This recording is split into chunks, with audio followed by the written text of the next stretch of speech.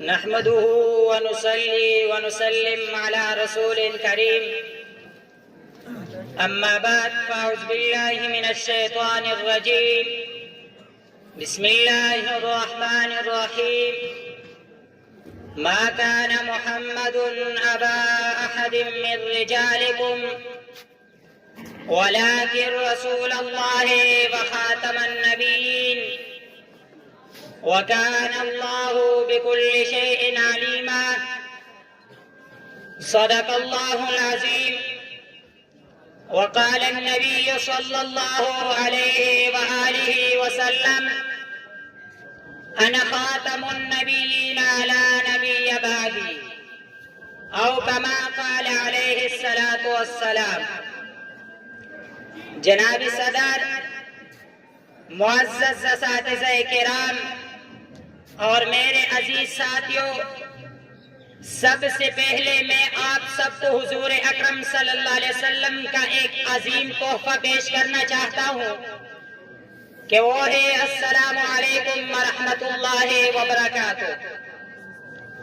آج مجھے جس موضوع پر لب کشائی کرنے کا موقع ملا ہے وہ ہے ختم نبوت. جناب صدر، جب کوئی نیا دین آیا تو اسے کوئی نیا نبی نے لے کر آیا. ابھی تکمیل دین کی وجہ سے جب کوئی نیا نبی نہیں آئے گا تو نیا دین بھی نہیں آئے گا. لہذا تکمیل نبوت کے ساتھ ساتھ تکمیل دین بھی ہو گئی. تکمیل نبوت کے ساتھ ساتھ تکمیل نزول قرآن بھی ہو گئی. تکمیل نبوت کے ساتھ ساتھ تکمیل سلسلہ وحی بھی ہو گئی. تکمیل نبوت کے ساتھ ساتھ تکمیل نزول آسمانی کتب بھی ہو گئی. لہذا نبوت و رسالت آقا پر ختم، نبوت و رسالت حضور اکرم صلی اللہ علیہ وسلم پر ختم، دین محمد رسول اللہ پر ختم. اس کے باوجود جو بھی میرے آقا کے بارے میں گستاخی کرتا ہے، اس ملعون کے بارے میں حضور اکرم صلی اللہ علیہ وسلم خود فرماتے ہیں من سب نبیا فاقتلوا، جو بھی میرے شان میں گستاخی کرے گے اس کا سر کاٹ کر دو. مشکل کے راستے آسان ہو گئے، مشکل کے راستے آسان ہو گئے، دشمن یہ دیکھ کر حیران ہو گئے. رکھا میرے نبی نے دنیا پہ جب قدم، رکھا میرے نبی نے دنیا پہ جب قدم، پتھر بھی کلمہ پڑھ کر مسلمان ہو گئے. عزیز ساتھیوں، ختم نبوت کا عقیدہ قرآن کریم کے ہر آیات سے واضح ہو جاتا ہے. قرآن کریم میں تقریباً 102 آیت کریمہ ختم نبوت پر آیا ہے.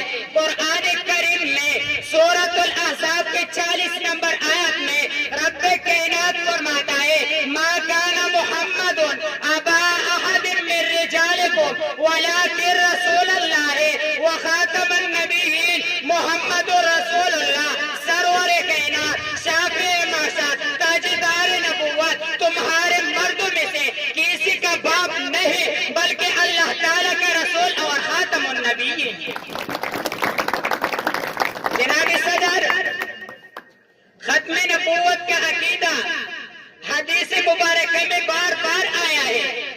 ایک حدیث میں حضور اکرم صلی اللہ علیہ وسلم فرماتے ہیں سیکون فی امتی 30 کذاب کل یزعمهم انا نبی وانا خاتم النبی. حضور اکرم صلی اللہ علیہ وسلم فرماتے ہیں میرے امت میں 30 کذاب پیدا ہوں گے جو ہر ایک یہ دعویٰ کرے گا کہ میں نبی ہوں، میں آقا ہوں، میں سالار ہوں، لیکن حضور اکرم صلی اللہ علیہ وسلم اس کے مقابل میں فرماتے ہیں میں آخری نبی ہوں، میرے بعد کوئی نبی نہیں آئے گا، اور جو بھی میرے بعد نبی ہونے کا دعویٰ کرے گا تو اس کا سر کاٹو.